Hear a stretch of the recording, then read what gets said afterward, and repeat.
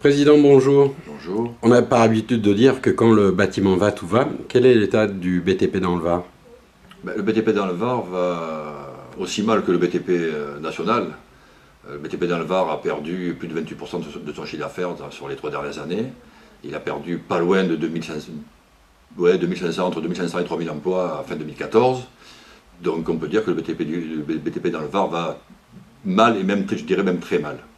Pourtant, des dispositions ont été mises en place. Je fais référence à une convention que vous avez signée avec la préfecture, qui était une ligne d'arrêt pour lutter contre les emplois low cost. Où en est cette démarche? Alors, cette démarche a été mise en place avec la préfecture, avec le précédent préfet, avec Laurent Quérel, qui était une très très bonne démarche. D'ailleurs, c'est un travail qui était déjà fait en amont, avant la signature de la convention, avec les services de la DIREC, du CODAF.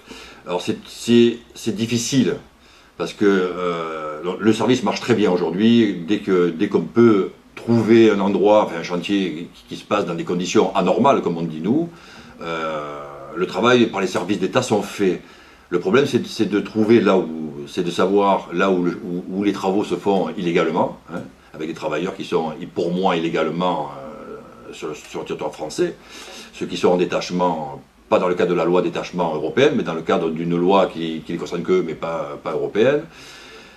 C'est qu'on a encore du mal à... Alors nous, fédération, quand les renseignements nous remontent, bien sûr qu'on les fait passer de suite à travers le site au CODAF, mais quand les entrepreneurs ont encore du mal aujourd'hui, alors j'aime pas ce mot à dénoncer, c'est pas dénoncer, mais à un moment donné c'est la survie de l'entreprise, c'est la survie de nos salariés derrière.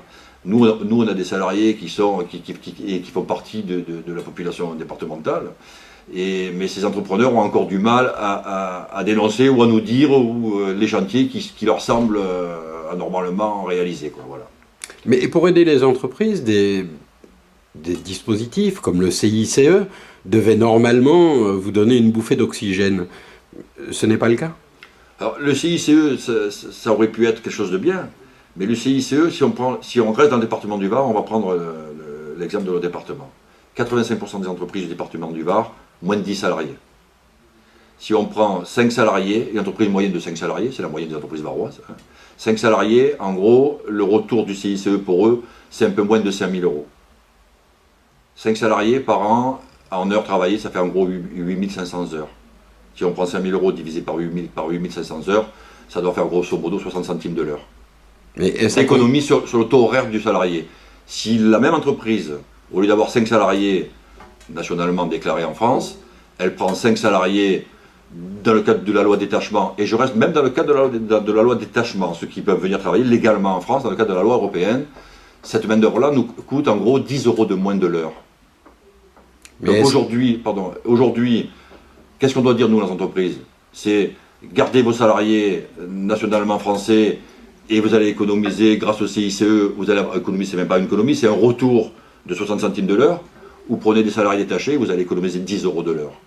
Alors est-ce à comprendre que ces dispositifs ne profitent qu'aux grands groupes? Alors ces dispositifs aujourd'hui, ce qu'il en ressort, et d'ailleurs ça en ressort même au niveau des cours des comptes et ainsi de suite, c'est que aujourd'hui c'est les grands groupes qui en ont profité, parce que c'est eux qui ont beaucoup plus de salariés qui sont au niveau du SMIC, parce qu'il y avait un plafond qui était à peine au-dessus du SMIC. Aujourd'hui, nous dans les entreprises, des salariés au SMIC, on n'en a pas beaucoup. Alors si on ajoute à ça les contraintes des travaux qui touchent à la pénibilité, aujourd'hui vous êtes beaucoup plus fragilisé qu'il n'y paraît. La petite entreprise, la TPE et la PME est très fragile aujourd'hui. Elle se fragilise de plus en plus. D'ailleurs, on le voit bien, même si les chiffres qui nous arrivent des tribunaux de commerce, où il n'y a pas plus d'entreprises, il n'y a pas plus de dossiers qui arrivent dans les tribunaux de commerce, mais malheureusement, ceux qui arrivent, ils vont directement en liquidation judiciaire. À l'époque, les dossiers qui arrivaient, malheureusement, c'était des erreurs de gestion, ou des maladresses de gestion, ou des impayés de clientèle, mais c'était des entreprises qu'on arrivait à aider à se redresser. Aujourd'hui, on n'aurait même plus à les aider à se redresser, parce que quand elles arrivent au tribunal de commerce, elles sont liquidées directement. Et nous, on le voit au niveau des adhérents, on le voit au niveau de nos listings, c'est que sur 10 pertes d'adhérents, il y en a 8 qui sont en liquidation directe, alors qu'il y a 2, 3 ans ou 5 ans derrière, il y en avait 1 ou 2 maximum. Mais si on prend l'exemple de l'agglomération toulonnaise, on voit aujourd'hui dans le paysage beaucoup de grues. Tous ces chantiers-là ne profitent pas aux petites entreprises varoises? Non. Ces entreprises-là, aujourd'hui, c'est des gros chantiers Donc elles sont faites pour les grosses entreprises nationales, et c'est tout à fait normal, je dirais qu'à un moment donné. Mais il n'y a pas de sous-traitance? Non, la sous-traitance au niveau, elle se fait pas énormément, elle se fait un petit peu, mais pas énormément. C'est que dans le département, toutes les entreprises en place depuis des années, des décennies, ce sont des entreprises, comme je vous disais, artisanales. Il y a beaucoup d'entreprises artisanales, et des PME et des grosses sociétés nationales. Aujourd'hui, l'artisanat, entre les auto-entrepreneurs, entre les travailleurs illégaux, entre la crise aussi qui est là, donc il y a une perte de confiance de l'investisseur privé, hein, qui aujourd'hui n'investit plus. L'artisanat aujourd'hui, c'est même plus un point mort.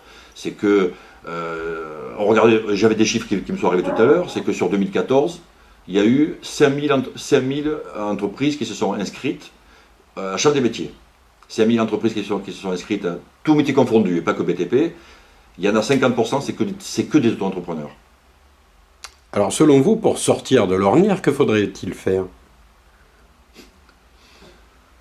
Je pense que pour sortir de l'ornière, il y a tellement de choses à faire aujourd'hui que, d'abord, il faut que si on reste dans la partie publique et politique, il faut que les collectivités locales, les départements, les régions et l'État, ils conservent un investissement, une ligne d'investissement importante, qu'on baisse les charges sociales.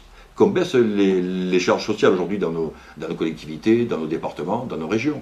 C'est-à-dire qu'aujourd'hui, les dépenses sociales elles augmentent tellement que les budgets baissant dans les collectivités, on touche aujourd'hui les lignes d'investissement. Mais si on touche les lignes d'investissement, on touche les entreprises, on touche les emplois, et à un moment donné, c'est sans fin. Parce que si l'entreprise n'a pas de chiffre d'affaires, elle ne peut pas embaucher, elle licencie même. Ces licenciements, ça va encore augmenter les charges sociales, hein. Et demain, où on sera, où on ira. Bon, une note peut-être d'espoir, que peut-on espérer de 2015? Une relance? On espère une relance.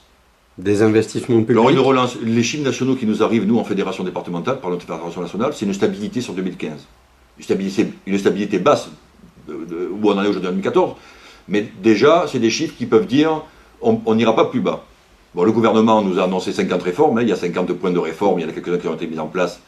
On espère qu'ils seront mis en place rapidement, sur le logement, sur les logements sociaux, sur les investissements et autres. Mais il y a tellement d'inertie. Dans nos métiers, il y a beaucoup d'inertie. C'est-à-dire que nous, dans le département de Var, quand la crise a commencé, 2007, la première crise des subprimes, nous, en 2007, 2008, on a commencé à ressentir la crise il y a 2 ans. Il y a un décalage de rentrer dans une crise dans nos départements, dans nos régions, comme la PACA, où on est des régions touristiques.